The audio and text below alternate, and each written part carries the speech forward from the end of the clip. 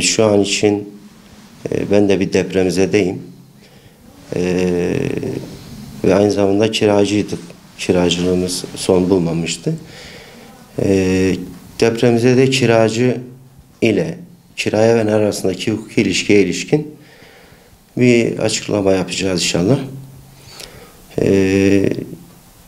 Kiracı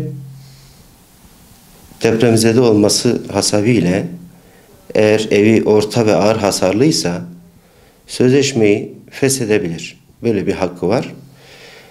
Kaldı ki orta ve ağır hasarlı binaların yıkılması kararı alındığından aslında sözleşme kendiliğinden feshedilmiş sayılır. Yani bir sözleşme fesih bildirimine gerek olmaksızın sözleşme feshedilmiş sayılır.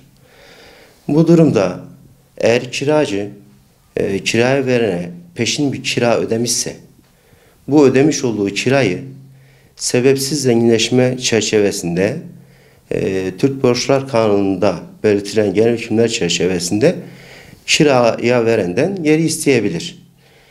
Bununla beraber eğer bir kira ödemesi yapmamışsa kirada bulunduğu süre zarfında yani sözleşmenin feshini gerektirecek hukuki durumun doğumundan itibaren eğer kiracının bir borcu varsa bunu kiraya verene o tarihe kadar ödemek durumunda. O tarihten sonraki kısım ile ilgili herhangi bir ödeme yapmak zorunda değildir. Eğer yapmış olduğu bir ödeme varsa bunu az önce belirttiğimiz gibi geri isteyebilir. Bunu somut olarak şöyle örnekleyebiliriz. Biliyorsunuz deprem 6 Şubat 2023 tarihinde meydana gelmiştir. Bu tarihe kadar örnek veriyorum. Yani ayın 10'unda kira başlangıç dönemini ayın 10'u olarak yani 10 Şubat olarak belirleyecek olursak bu tarihe kadar eğer kiracı kirasını ödemişse 6 Şubat'tan itibaren 10 Şubat'a kadar olan kirasını orantılı olarak geri isteyebilir. Veya işte az önce belirttiğimiz gibi yıllık peşin vermişse bu kalan kira bedellerini de kiraya verenden isteyebilir.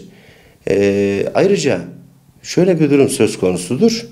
Eğer depremden dolayı bir zarar oluşmuşsa burada kiraya verenin bir kusuru söz konusuysa buradan eşyalarına bir zarar gelmişse bu zararını da isteyebilir ama burada bir mücbir sebep söz konusudur. Yani her iki taraftan da kaynaklanmayan bir durum söz konusudur.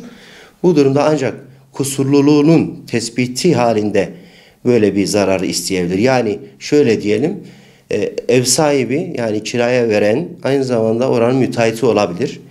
Burada müteahhitin kusurlu olduğu tespit edilmesi halinde kusurlu sorumluluktan doğan zararlarını yani evindeki herhangi bir eşyaya zarar gelmişse bunları da talep edebilir.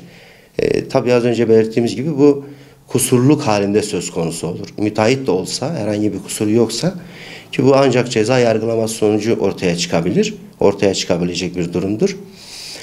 Öte yandan depremzede kiracının İçişleri Bakanlığı Acil ve Afet Durum Yönetim Başkanlığı'nın bir takım yardımları, destekleri olmaktadır. Bu da hane başına yapılan ödemeyle belirlenmiştir. Bu da tabii ki ikamet bazlı yani o hanede kim oturuyorsa AFAD'ın Acil Afet Durum Yönetim Başkanlığı'nın yapmış olduğu ödeme orada o ikamet eden kişiye ödenecektir. Yani ev sahibine değil. Aynı şekilde taşıma yardımı da orta ve ağır hasarlılar için konuşuyoruz bunu. Diğer hafif hasarlılar da AFAD'ın yapmış olduğu 10.000 TL'lik desteği alabilir. Fakat orta ve ağır hasarlılarla ilgili taşınma ödeneği, taşınma yardımı yine aynı şekilde kiracıya ödenir, ev sahibine değil.